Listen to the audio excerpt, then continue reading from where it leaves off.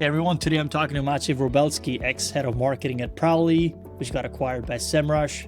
He built Prowly's marketing for almost 5 years. Before that, growth manager at Skyscanner. I really want to talk about that because that's the website that I go to when I'm booking my flights out. So quick question, Maciej. You left Skyscanner in October 2019. COVID hit 5 months later and destroyed the travel industry. That's either the best timing ever or you're a psychic. Which is it? Best timing ever, I guess. I want to start off with thanking you for having me, Saeed. But yeah, it was just, good timing, which was not planned by me for sure. It was just like a structural decisions and everything. So I loved being in Skyscanner, and I loved even more actually living in Edinburgh. Mm. So if anyone is planning any kind of like travel or visits, Edinburgh is the place to go. It's just a beautiful city. But yeah, it was funny because like I left Skyscanner, and then my wife was actually on a maternity leave, so we decided to just use this time and actually spend time as a family. Mm. So actually, in January, I think it was 6th of January, Mm. 2020, we went for a couple of weeks to Asia. Oh, wow. So we were in Singapore, Kuala Lumpur, then a couple of weeks in Bali. And then, we were in Bali, and then I remember our host, he would come in every couple of days, and he was like, "Oh yeah, there's like a virus going on. There's stuff happening." And it was Yeah. just like, "Okay, Yeah. cool, like, whatever." Like no one really could expect what was about to happen. Yeah. And we came back to Poland, I think around 2 weeks before the everything got closed down. Yeah. So yeah, so my wife always says that I'm a really lucky person, so I agree with that.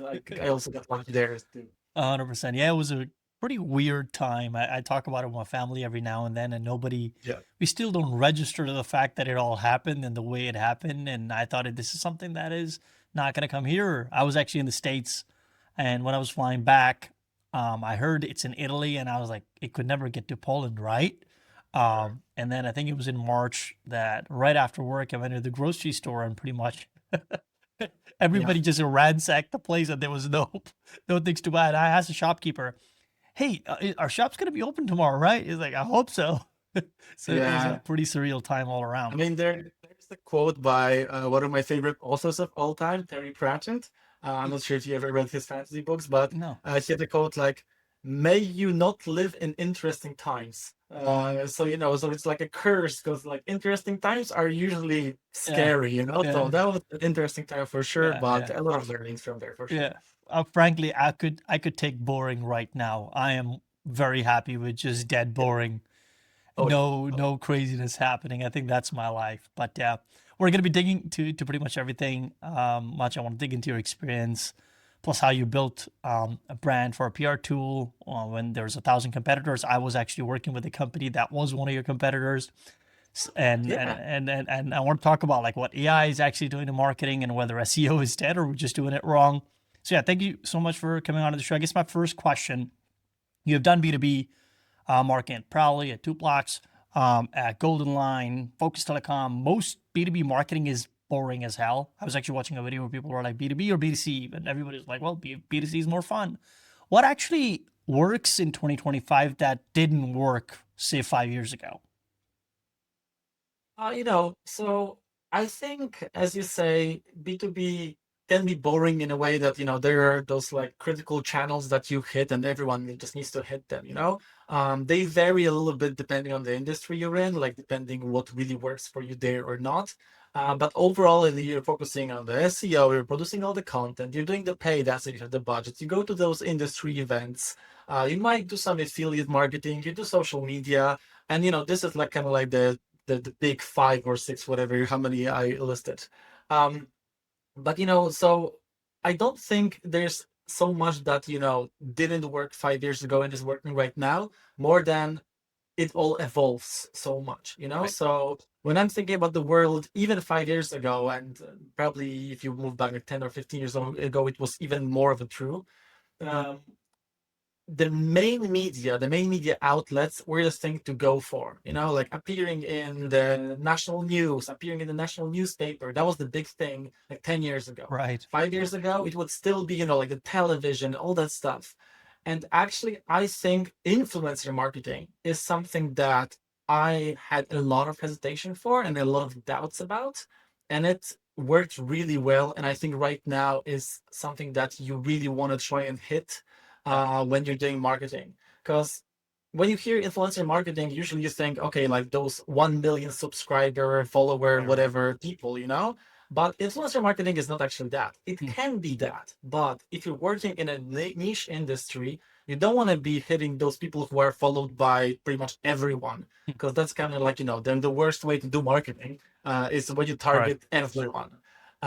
You want to be hitting your niche. So when I was working at Prowly, we really focused on influencer marketing, and we build a database and like build a group of influencers who were, they had like 10,000, 15,000 followers on like Instagram or any other channel. They use LinkedIn as well. Right. So they were not huge influencers, Micro. but they were actually reaching the right audience. Mm. And a mention from them to which always goes to the right audience Mm. makes much more sense for us than the mention in national news that is Right. just going to disappear in a couple of seconds anyway. Right. So I think influencer marketing is a really big thing right now for B2B as well, and I think we need to realize that and just utilize that. Yeah, 100%. I think I was reading this Reddit thread where folks are a lot about it's not about the number of subscribers or followers you have, it's about the quality of the subscribers and followers you have.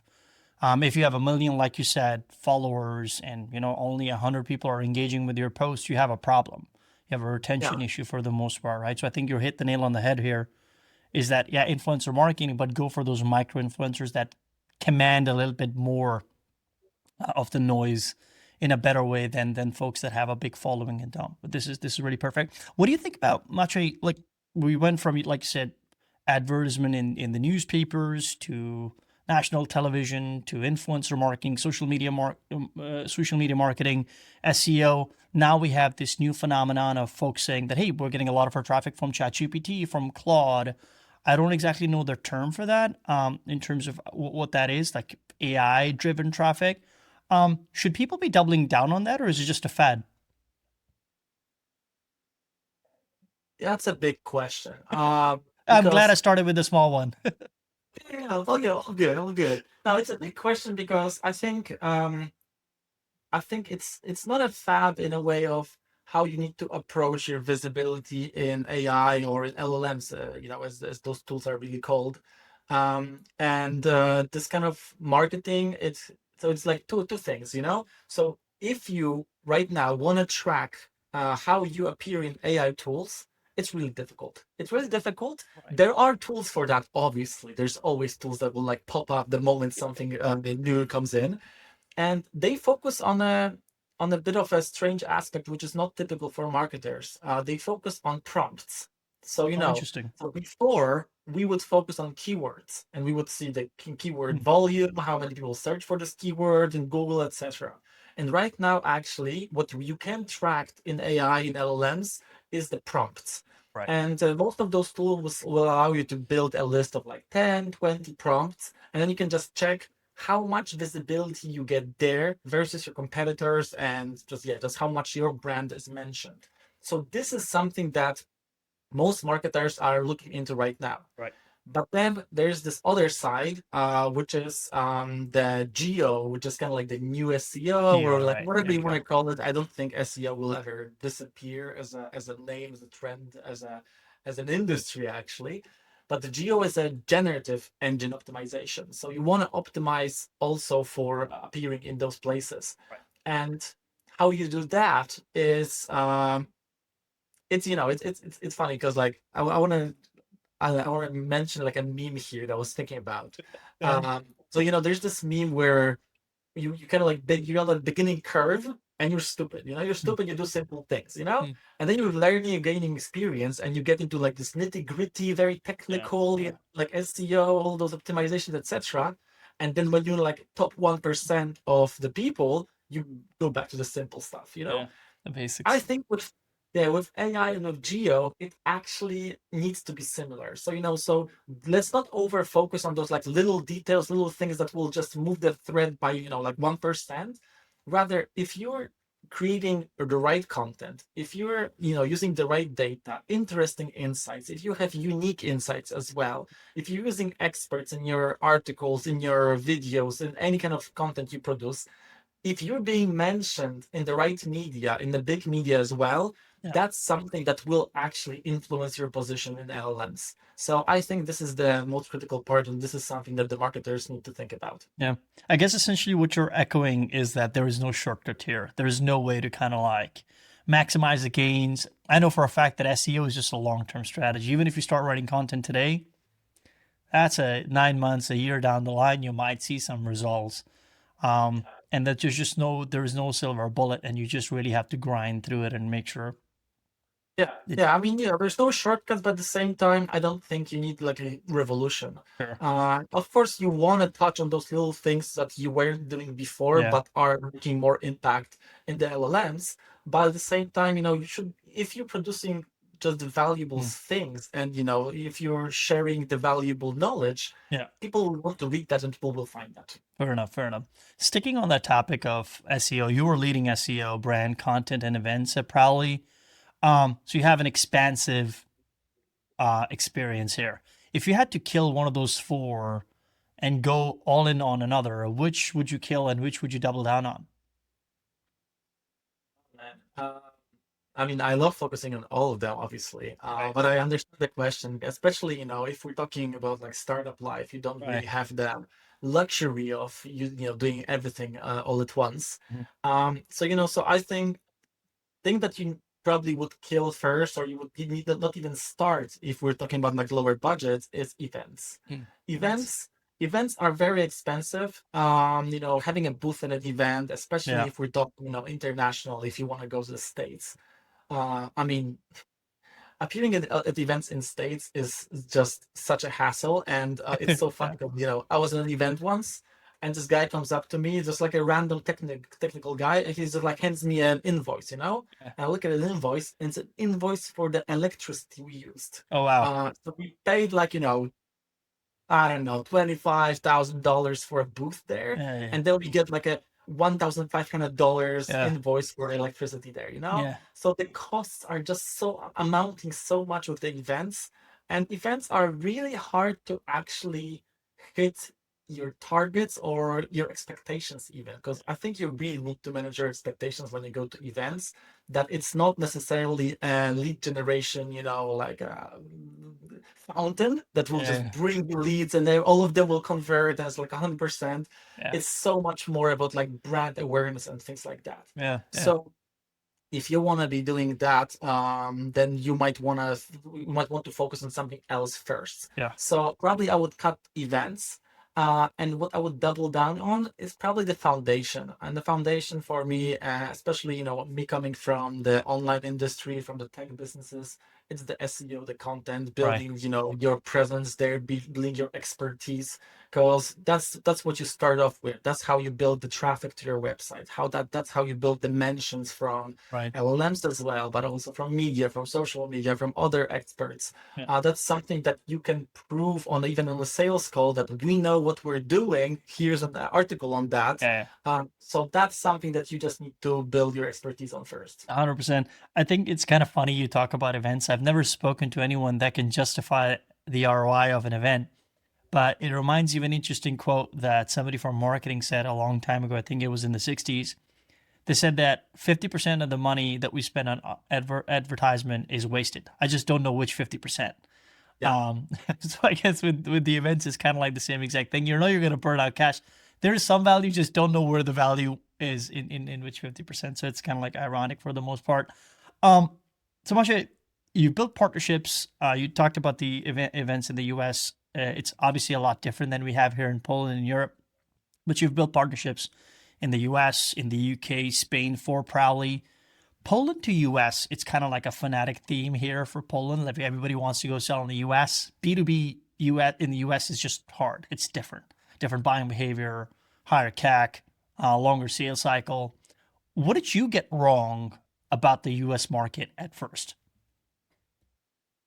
I think when you're going to the US, you need to manage your expectations also, in terms of like, people feel like, okay, our product is awesome, obviously, because our clients locally love it. So people Right. in the US must love it too. So, US is kind of like a mecca for so many like startups. They want to be there as soon as possible. Right. And it makes sense in a way that this is a very developed market and people are using a bunch of tools there and they understand what you're talking about. And even in Europe, where Europe, obviously it's so advanced and it's growing as well, but there are companies that are still, like not using any SaaS, Sure. like they're fine with their Excel sheets and whatever else. Um, so the expectation is that when you go to the US, you're just gonna, get a call. As long as you get a call, you get a sale. But that's actually not true. And you expect the US customer to be kind of like very fast, very transactional. They just Yeah. like come to your meeting. Okay, that's awesome. I want to buy it.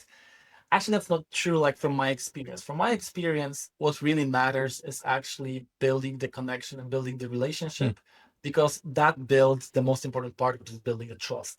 And from the trust comes everything else. So I just got on my LinkedIn this recommendation from Brandon, who I met at one of the events in the US. And it's just like such a lovely recommendation for me personally, where he said that I met Maciej. I met him as a person. He was not pushy. I'm not a salesperson, so I was not selling anything. But obviously, I was there for my company, so I was explaining to him. Yeah. We're looking if there's any kind of like common ground, Yeah. etc. And he was just like, and then we also spoke about like personal stuff, family, travel, everything. And he said that I trust Maciej as a person. So if he ever, goes to another company and he wants to speak to me, I will listen to him because I trust his judgment. So, I'm doing like a good thing for me right now, speaking nicely about myself. But That's all good. it's that's kind of how you want to build that, because Yeah. in the US they also want to trust what they're doing. They want Yeah. to work long term. They don't want to be changing providers every couple of months or whatever. So I think this is something that you need to remember and understand and kind of work on, because building trust is the hardest thing. Yeah. I think that's well put. Is that trust is the ultimate currency, for the most part, right? Whether you're doing business here or in the US. It's really good. Maciej, you've led a team of 11 plus across, like I said, SEO, brand, content, events. That's a, when I look at it, that's a lot of skill sets. Like think sales, inbound and outbound are two very different ball games. So there's a lot of different skill sets that you've been juggling. What's harder, hiring the right people or getting them to work together without stepping on each other's toes? I think the second part is not hard if you hire the right people. Well So put. I think, if you have the right people, and by right people, obviously I mean the knowledge and the skill set and the experience, but more so even the right chemistry. So I always made sure that I meet every single person we hired to the team and made sure that the chemistry is there, and the HR team also. We focused a lot actually on kind of like the vibe and kind of like the cooperation. Yeah. I remember we were hiring one person and we had two very strong candidates at the like last stages, and one candidate actually had like 2 3 more years of experience. Mm, They wanted about the same amount of money and mm, about the same salary, but one candidate was like much more experienced.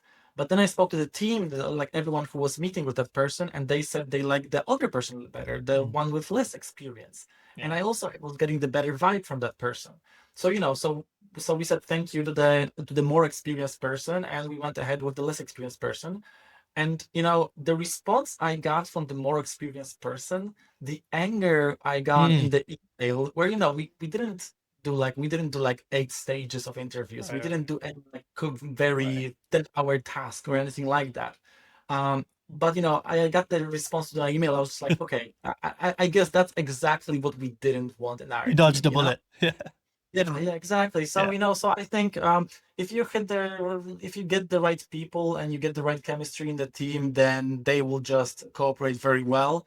And I think the most critical part on my side as a manager later on, is just, giving them enough autonomy and freedom to do their thing, and not kind of like, micromanaging, because I Yeah. went through all the stages of being a bad manager.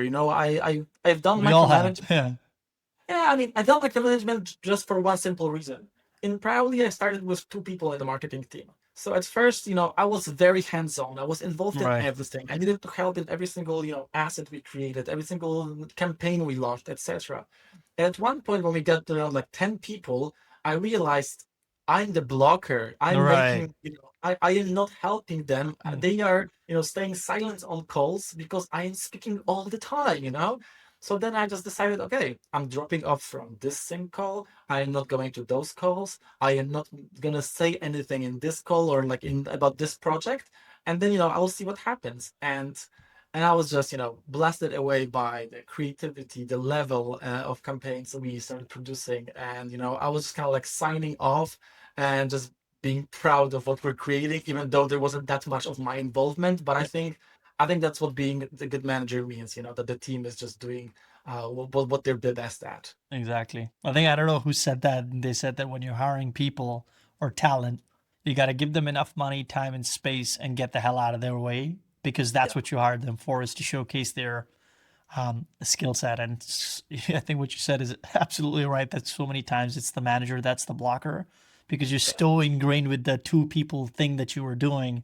When you scale up, you're obviously the body doesn't catch up, so to speak, with yeah. how things should be operating. But I do have a question. Do you have any favorite question you ask in the interviews? Um, Good question. I usually ask about things that people don't like to do, Mm, because that also gives me a better understanding of, how they think about the role and like what are their favorite things. So because when I go to interviews, I always say like what I don't like to do because I don't right. want to end up doing it, because obviously Sure. I don't like it. I'm not gonna be good at it, Uh, etc. So that's what I ask as well, and that kind of gives me the vibe that like if I am looking for a content marketer and I want someone who is really focused on strategy, and they say that, oh yeah, they actually well rather prefer just the writing part of it, then I'm just like, okay, maybe this is not the right fit. Fair enough. Even though they know how to do both things, but if they don't enjoy it, then what's the point? Mm, They're gonna struggle, I'm gonna struggle, so it doesn't make any fair sense. enough. So Fair enough. that's how I usually approach it. I'm actually curious. Do you have the same detector that I hear a lot of managers have? Is that within about 2 or 3 minutes, getting into the call, whether or not there's going to be a fit or not, or is it more of like, it's just bullshit. It doesn't really happen like that. I mean, I don't think it will be 2, 3 minutes. I mean, I think it's also very important to not get lost in like the first impression. Fair enough. Especially, that people are nervous at first, Mm, they might talk too fast, they might talk stupid, they sure. might mistake the words, whatever. But I understand that there is this kind of vibe that you're getting right away. Yeah. Uh, but sometimes, you just need to let the person get a little bit loose, get a little better, and just give them more freedom to talk about the things they want to talk about. Yeah. Um, and then the vibe might change a little bit. Yeah, I guess that usually the first couple of minutes usually prove to be right. So I do have that too. Yeah. Yeah. Absolutely. 100%. Yeah. I'm curious if you had to pick between remote work and in office work, which one, what is your preference? Well, my preference is remote work. But I honestly, it's hard for me to criticize in office work just because I see so many advantages that it brings as well, you Yeah. know? So I feel like I work very well remotely, and I feel like, it gives Mm, me the freedom, and it's perfect for work-life balance, yeah. or in Prowly like to say life-work balance. Actually switch it around a little bit. Yeah. Um, but at the same time I know how much good work can be done in person. Right. Right. But then there are the negatives of being in the office, just like wasting time sitting at your desk when you just like have nothing. Yeah. you know Yeah.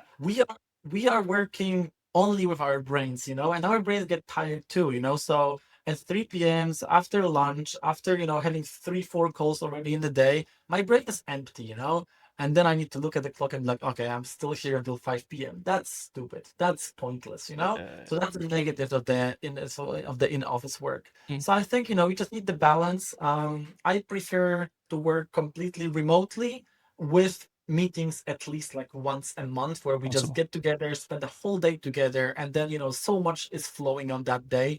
And you also need to kind of build the chemistry in the team and build the relationships basically. And I think that they are the critical part as well. 100%. I'm actually curious. You got me down kind of like my management days. And I'm curious, you mentioned something about pulling back away from the team when you have a lot of people, just let them do their thing. Do you usually have meetings once a week, twice a month? Like, how do you structure that just to stay on top of everything and make sure the team has enough guidance? What would you say your perfect cadence is? Yeah. So when we were working as a smaller team, we had a little bit more meetings because we were interdependent on each other so much, and so much work was overlapping, and it just made more sense to just work together.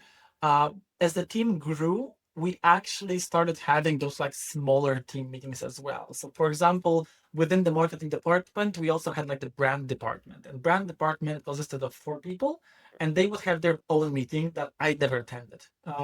Because that's where like the creative juices were flowing, Mhm. and I just loved getting caught up in with the brand manager later, getting all the ideas that popped up there, and just kind of like just having my mind blown basically. But I always try to have at least one meeting where the whole team shows up, and this meeting it was usually planned for like 45 minutes. And if the first 20 minutes or even 30 minutes were just chit chat, Yeah. that's fine. Yeah. That's fine. Yeah. Because that's time for them, and that's the time for them to talk about important things. If what's important is the personal stuff, let's go ahead, because that's the only chance they really get like as a team. Because obviously they would speak to between each other individually, but we want to create this chemistry with the whole team. And usually, very often, this chit chat would just like automatically, without anyone's involvement, move into work, and they would start talking about tasks that they're doing and they're focusing on. So I think that's the most critical part. But I always had one meeting because we worked in sprints. We had like 2 week sprints, which were kind of like the developers sprints, but we didn't focus that much on completing everything by the 2 week cycle. But during those sprints, we were just focusing on going task by task, task by task. Sometimes a task we would discuss in 3, 5 seconds. Sometimes we'll talk about it for like 5 minutes. But it was just a space to actually go through the whole work. And that's just 2 hours a week for the whole team taken out of their calendars, which also gave them a lot of space.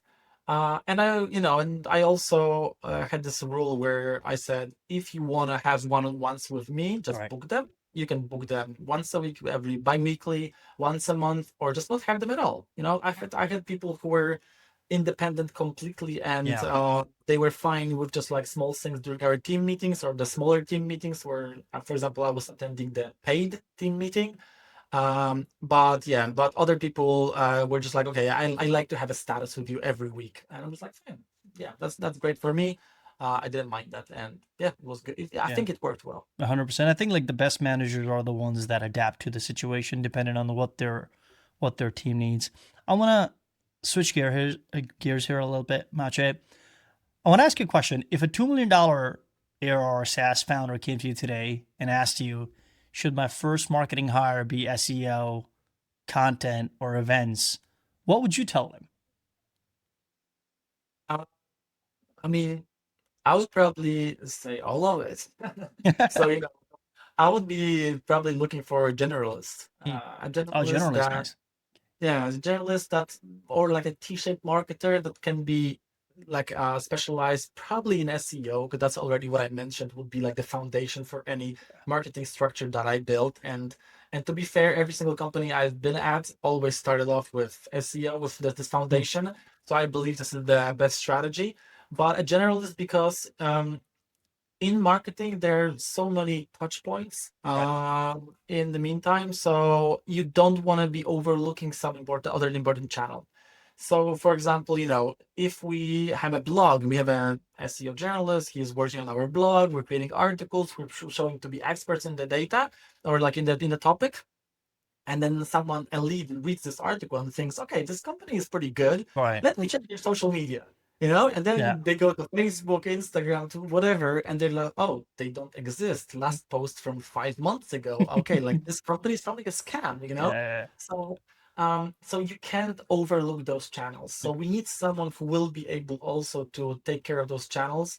Obviously, not on a very high level because they would need to be juggling 5, 6 channels at once, Hmm. but it's better to have them at least touched and worked on, and like kept the light is kept on every single channel, rather than just forgetting them completely. And just just not using them at all. So I would probably just go with someone who just knows marketing in general. 100%. For those people who don't know what a T-shaped marketer is, what is that? Yeah, so T-shaped marketer, like when you have the T, so Mm, T just goes across all the marketing kind of like channels and nice. basically all everything you can know about marketing. And then you have this one area that this person specializes in. So yes, I will be looking for someone who would kind of like content slash SEO specialty there. Fair enough. Okay, that's perfect. I'm just about every marketer, salesperson for that matter, that I see on LinkedIn, they have thoughts on AI. Reddit has thoughts on AI. X has thoughts on AI. Um, and a lot of the people are saying either AI will replace us. Some companies are letting people go due to AI. Is AI going to replace us, or is AI overhyped? Which camp are you in? And what's AI actually good for in B2B marketing? AI is neither it's neither going to replace us, nor is it bad or anything like that. Like I think AI is a tool. AI is a tool, and I think with any tool, you need the right person using it. So, so if someone came to me and handed me like a power drill, I would probably make a hole in that wall, like would it be a right would it be in the right place? Would it be of the right size? I have no idea because I'm horrible with manual labor. Yeah. It's the same with AI. If you're a founder and you're specialized in some industry, but you're not a marketer, and you take AI and like, okay, now I'm gonna do marketing with AI because I don't need an AI person. I don't need a marketing person. I'm just gonna use AI to tell me what to do, and I'm just gonna do it. It's not going to be done on a very high level, because AI can get into very deep and can explain to you step by step what you're supposed to be doing. But if you don't know what you're doing, you're going to be making a lot of mistakes, Sure. and it's just not worth it. So at the end of the day, you need to have this marketing person who will just be utilizing this amazing tool to help them out in their work and just work faster. You know, so I don't think any kind of like professional will disappear, but it might just switch in terms of like how much they actually do of this manual work. Because I think like what I use a lot ChatGPT for is writing. Writing, because like especially my pro tip for using any LLM, and like I use ChatGPT, is use the microphone function, not the speaking to the chat function, because this kind of conversation is a bit Yeah. it doesn't work that well, because you will take a break to think, and then it will start answering in the middle of your sentence. So I wouldn't be using that, but just use the transcribe function, because then you can just let your juices flow. So because when you're writing your questions to the AI, you always need to think, you need to like make it into a proper sentence. You're just like Yeah. thinking, so much, and just takes so much time as well. And when you just like press the microphone, Yeah. it reminds me so much of like going to team meetings, because sometimes I will just like Right. speak, and then I Yeah. will contradict myself. I will correct Yeah. myself. I will go in the other direction, blah blah blah blah. And at the end of the day, AI would be like, okay, I got it. Like what you're saying is we should do this, and that. My proposal is that we start with this stage Yeah. and we move it to this, blah, blah, blah. Your KPIs should be this and that. And I'm just like, I talked for 5 minutes and it did the work it would take me to do for like 1 hour. 100%. Well, I can actually make into like a right nice Yeah. roadmap, nice document, nice brief, whatever. So for that kind of thing, AI is amazing for any kind of brainstorming and kind of like putting it all into a nice format. Yeah. But what you do with it later on, I think that's where the expertise and the skills come in. Yeah. 100%. It's funny you talk about AI and content. Me and my friends, every time I'm writing a LinkedIn post or we see a LinkedIn post, we'd send each other a screenshot. One of the things my friend would just say, "Hey, see, written by ChatGPT," or it's AI generated content. I get it. I actually had somebody write on one of my posts, "Thank you, ChatGPT."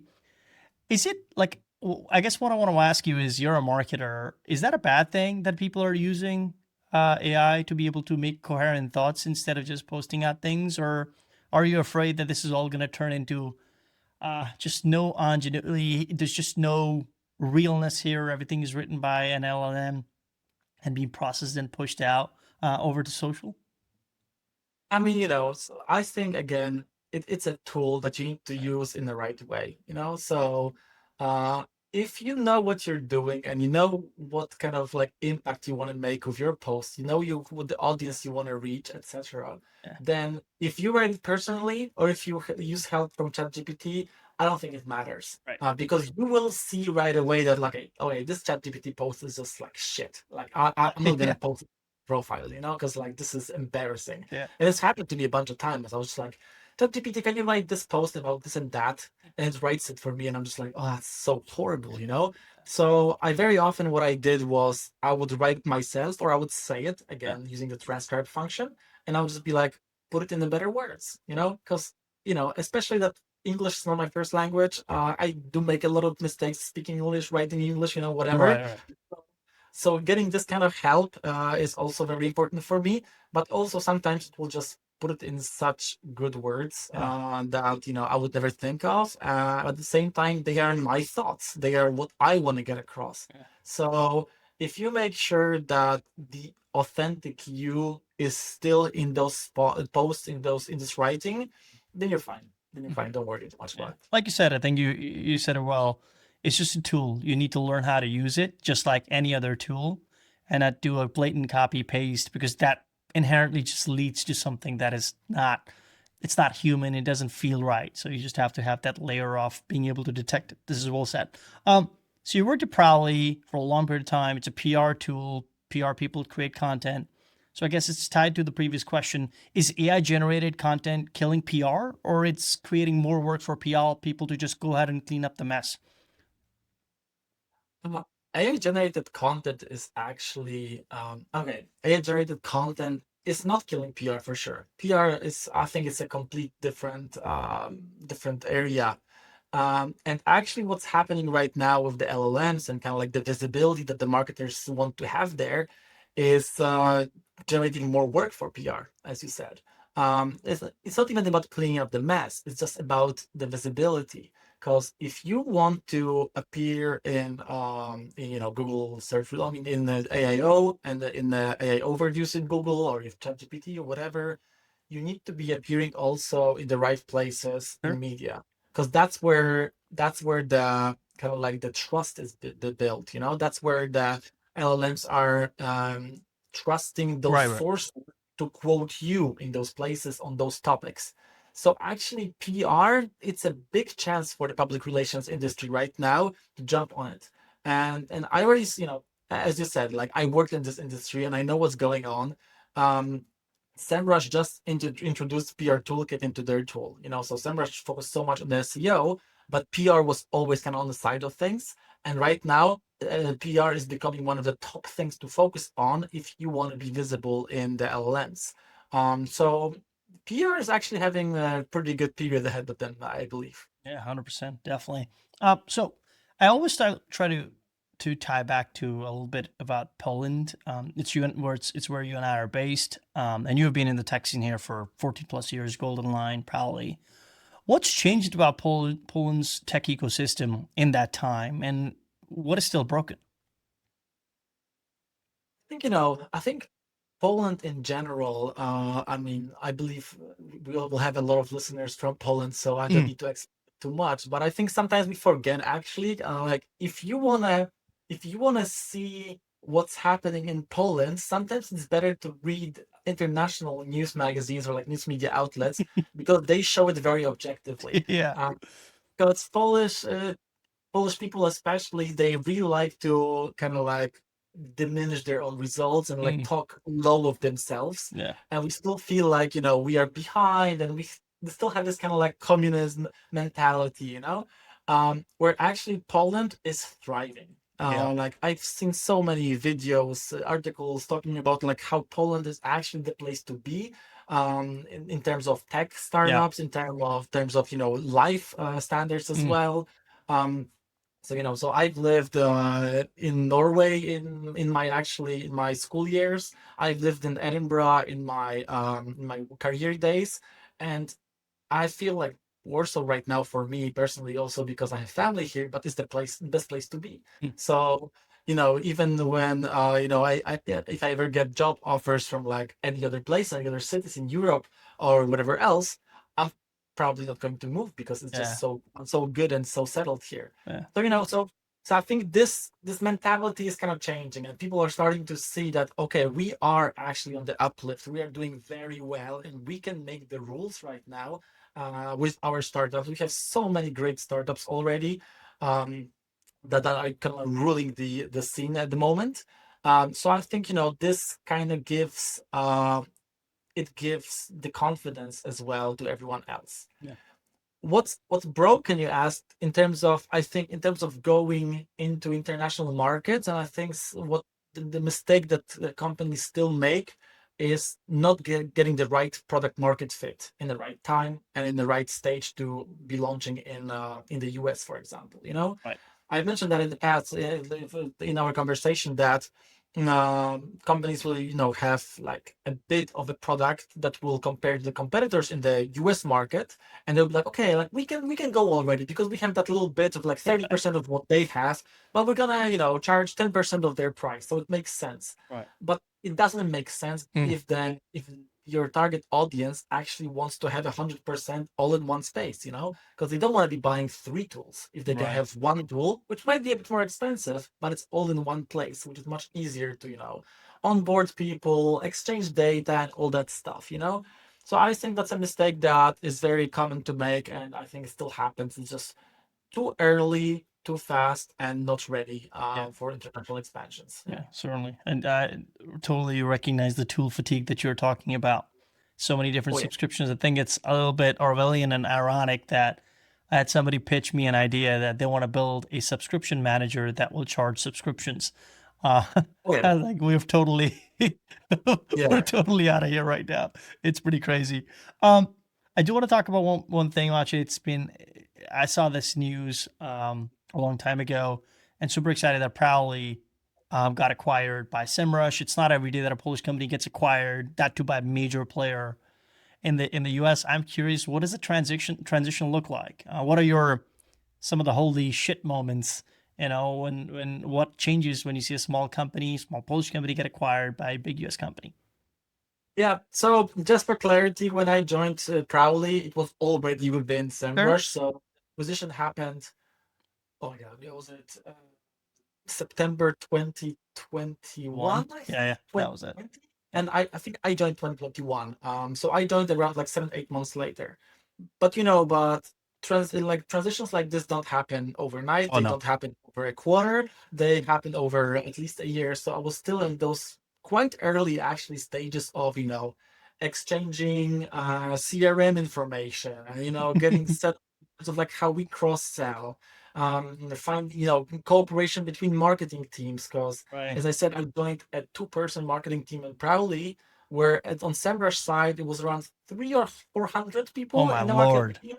So in the first couple of weeks I started having meetings with like multiple leaders, marketing leaders from their company, where we had one leader, which was myself, and they had like multiple leaders for each department, each Yeah. area of expertise and within marketing, and half the time I barely understood what they were talking about because they were like so specific in their area, whereas I was kind of like looking at it more globally. So that was a bit of like a holy shit moment. It's like, okay, like they focus so much on this one thing. They have like 50 people working on this thing that I spent 20% of my time on. Um, so obviously this scale is something that you look at and you can be impressed with, but at the same time you want to utilize that as much as you can, because when we had our marketing meetings and any kind of idea popped up and we were just like, okay, how about we do this or that? Yeah. Every single time I was just like, let's talk to Semrush and see if they've done it, because I was 100% sure they've done Yeah. it. They have their learnings. They're Yeah. either doing it still and they can tell us how to do it best, or they've done it, it turned to shit, and they're not doing it anymore. And that's a lesson that we should learn from. But very often, actually, we also saw that like something that didn't work for them can work for us, but because obviously a bit of different industry, different target audience. So I wouldn't cross out everything, but still, it was such a valuable lesson to take their insights and their data and just use it for our own experiences. Even one thing which I already spoke about, which is the influencer marketing.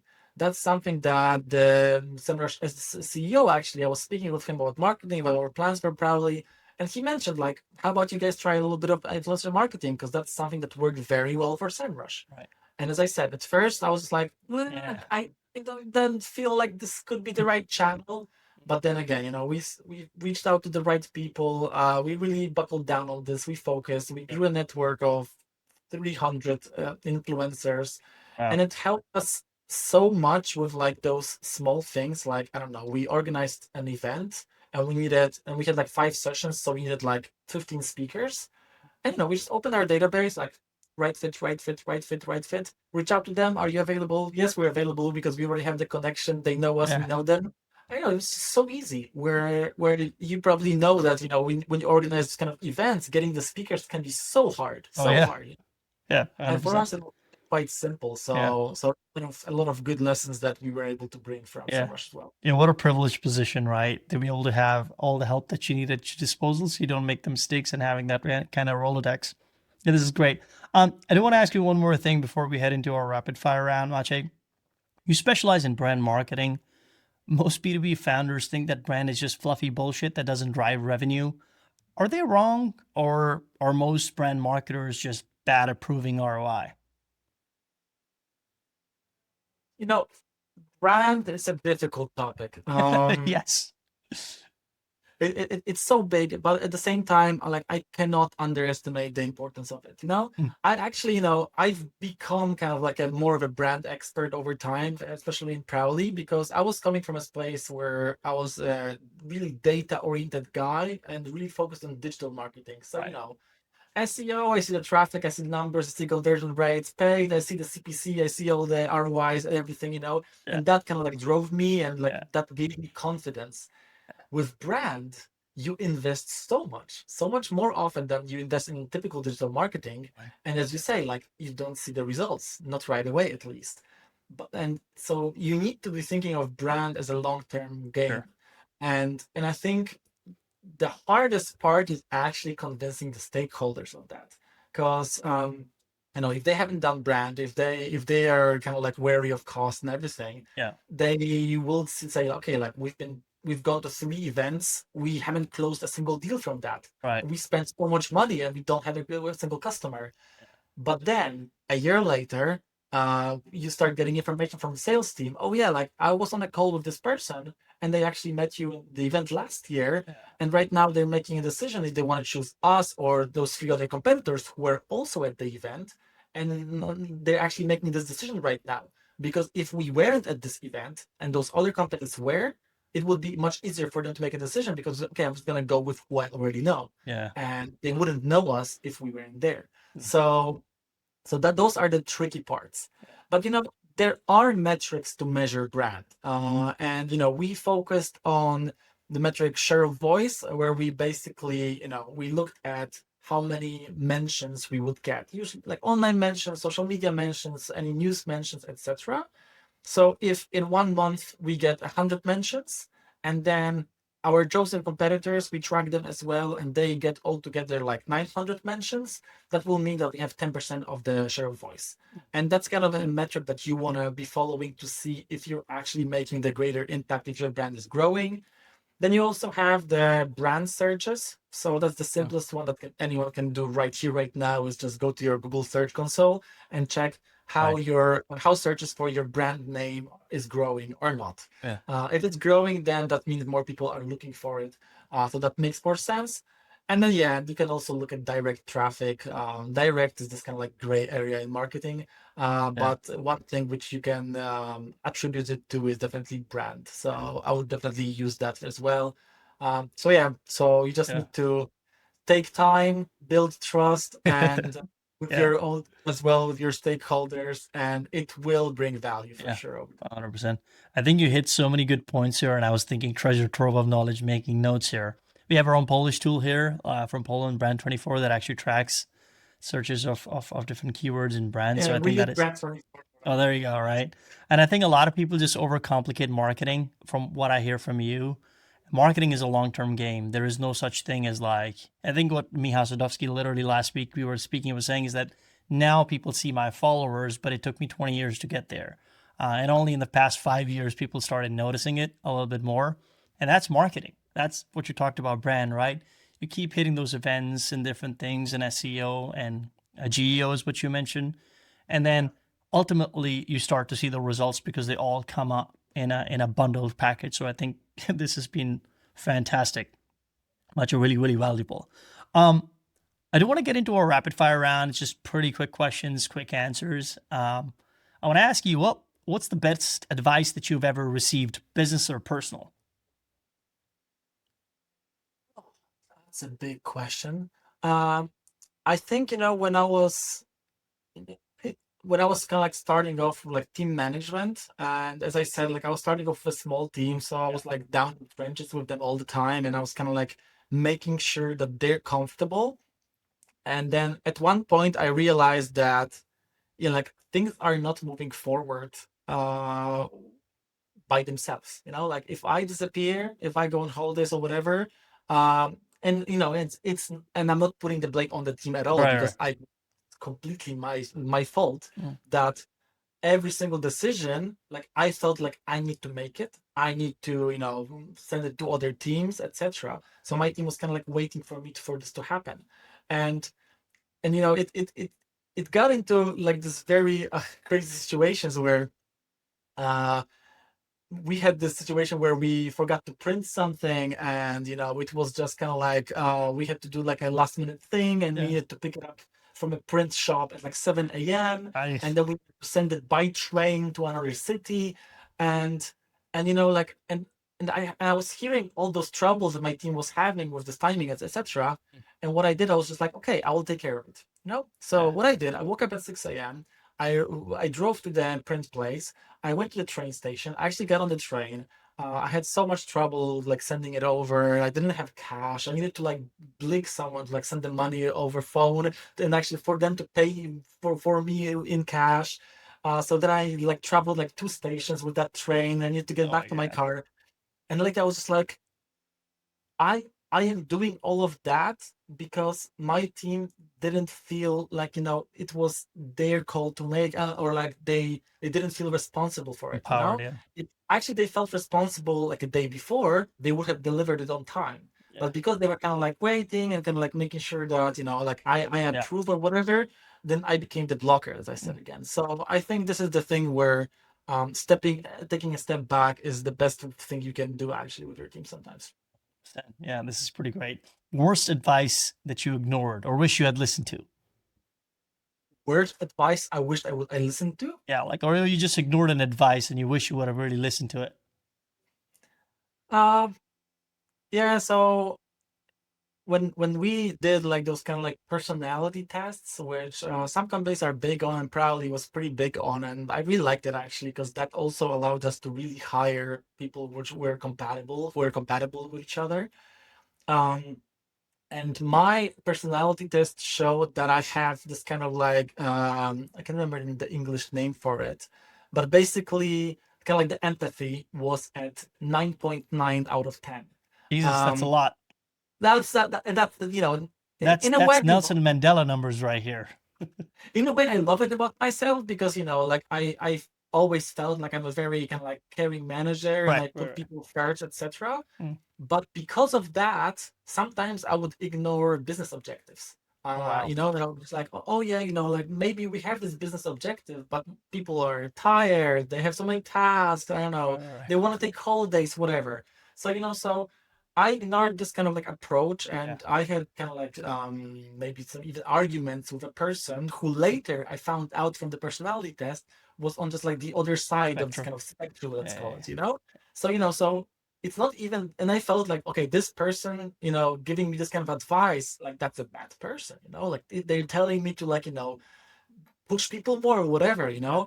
but at the same time, later on I realized that actually the balance is what you need, so me being over here and that person Yeah. being over there, we both need to meet here In the and that middle. will work best. Mm. So sometimes you just need to step out a little bit out of your comfort zone and just listen and see, and because there might be good advice there. Yeah.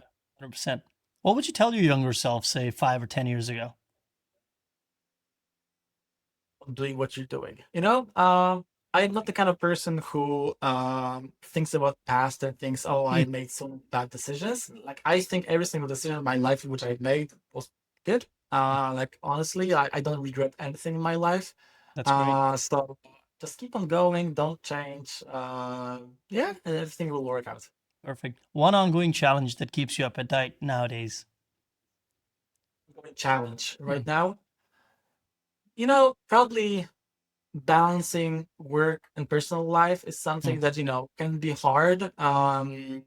You know, there are issues, at home. Like every single parent will say that having 100%. children is actually kind of like a non-stop issue What's the generator. ROI on that? Yes, you know, it's very big, I hope. No, I love being a parent, and obviously, with my empathy being out of the roof, sometimes I over worry, and I think Oh that's the yeah, issue. And I think this is very important as well to sure. remember that you need to have this kind of like calm life in both places to be good, to excel at both roles, the parent and the employee. 100%. So I was lucky enough to be working in places where I always got the necessary support. I mean, especially at Prowly. I mean, a bit of like a personal note, but like 2 years ago, I was having quite a bad time. Like in our family, we were just going through some stuff with my children, like health wise. And like I was so down by that, like because this was not something that you can just like go to doctor and solve. Like we need to take it needed time. Yeah. And at one point I realized that like I am not able to do anything because that's all I think about. Like I am just done. Like I was blank. Mentally beat. And that was the first time where I ever, and I don't use this word very lightly, but like I felt like I was kind of close to like depression or like Mm, burnout or something mm, like something along the lines. yeah. And what I did right away, I called my boss, I called Joanna, and I Mm, was like, Joanna, I need to take a couple of days off, just like, and do nothing. I just need to not focus on work, just to get my mind in the right place, try to help out with the family stuff. And, and right away she was like, go, go, like, you don't need to do anything right now. So I was gone for like over a week. I think a week and a half I took off. yeah. Like after a week, I was just like, a few days more, please. And I came back, a couple of things resolved themselves at home, and right away I felt like, okay, I'm already in a better place. Uh, So I think this is the most important, really, to make sure you balance everything in your personal life and your work life, because you're just gonna be shit at either of them if something is not working there. 100%. I don't know who's listening, who's going to be listening to this, but one thing I can say is that having a boss that is at your corner and empathetic, like you said, um, is such a big thing. And people just don't realize that how much of an influence they can carry, yourself included, to your teammates, because you hold kind of like the power over them in a lot of ways, or their happiness. You control quite a lot of it, or at I least mean, 8 or 10 hours a day. I mean, you're there for them as Mm, well, because 100%. also they're doing the work very Yeah, often, yeah, so like yeah, if they're just not in the right space, they will not be delivering, and of course then they will be unhappy. So you need to make sure they are happy yeah. to deliver the work. And it might sound like I don't want to sound too corporate about it, but it's and empathy Mm, in business as well, so yeah. I think that it's just a correlation that needs to work. 100%. Yeah, I think people forget that sometimes. It's good that you highlighted it. Your favorite restaurant here in Warsaw?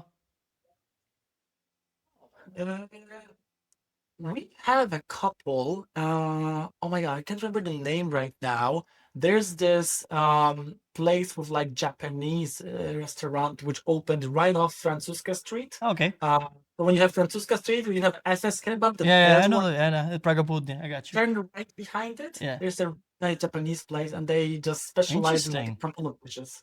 It's really good. I So was I just recommend. at FS last week, so I'm definitely going to try it out because I was speaking to Mihal. He said kebab, which got me thinking of kebab, and then I wanted a kebab. So I went to Yeah, FS, stand in the queue. It's yeah, a yeah. ritual. I got you. By the way, like I think a pro tip as well is actually sometimes it's easier to just go in and sit at the table because you don't stand in line, Yeah, and they often have tables because people just want to take away. yeah, So yes, and you still can order like a yeah. thing that's like a proper kebab, Yeah. Once you're eating a kebab and it stinks of onions, I want to eat it in my car, not, you know what Oh I mean? yeah, It's a whole thing. I got I you. get that. I get that. Yeah. Thank you for the recommendation. One tool you swear by. Excel.